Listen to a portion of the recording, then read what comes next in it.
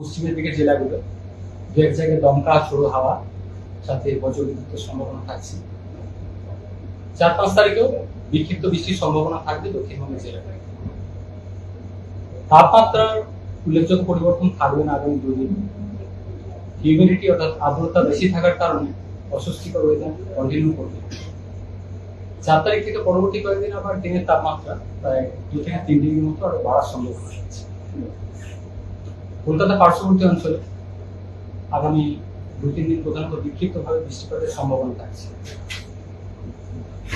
উত্তরবঙ্গের জন্য আগামী 24 ঘন্টায় দু এক জায়গায় ভারী থেকে অতি ভারী বৃষ্টিপাতের সম্ভাবনা রয়েছে, বিশেষ করে জলপাইগুড়ি, কোচবিহার, আলিপুরদুয়ার এই সাইড।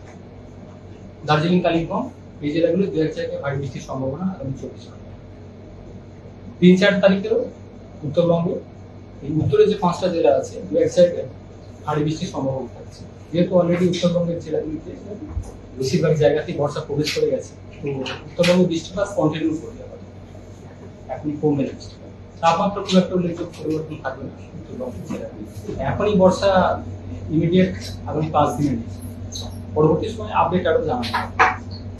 জেনারেলি 10 তারিখের পরে থাকে বর্ষা। কলকাতার ক্ষেত্রে আগামী 2-3 দিন প্রধানত বিক্ষিপ্ত বৃষ্টিপাতের সম্ভাবনা থাকছে। তাপমাত্রা সর্বোচ্চ কলকাতার ক্ষেত্রে 35 ডিগ্রির কাছাকাছি থাকার সম্ভাবনা, সর্বনিম্ন 28 ডিগ্রির কাছাকাছি। দিনের তাপমাত্রা আগামী 2 দিন খুব একটা চেঞ্জ নেই, তারপর আবার একটু বাড়বে 2 থেকে 3 ডিগ্রি দিনের তাপমাত্রা। আর্দ্রতা বেশি থাকার কারণে অস্বস্তিকর ওয়েদার কন্টিনিউ। ভারী থেকে অতি ভারী বৃষ্টির সম্ভাবনা থাকছে জলপাইগুড়ি, কোচবিহার, আলিপুরদুয়ার এই জেলাগুলো দু এক জায়গায়, আর দার্জিলিং, কালিম্পং ভারী বৃষ্টির সম্ভাবনা থাকছে। 3-4 তারিখে উত্তরবঙ্গে উত্তরে 5টা জেলা দু এক জায়গায় ভারী বৃষ্টির সম্ভাবনা থাকছে। বৃষ্টিপাত উত্তরবঙ্গের জন্য কন্টিনিউ করবে, যেহেতু বর্ষা অলরেডি প্রবেশ করে গেছে।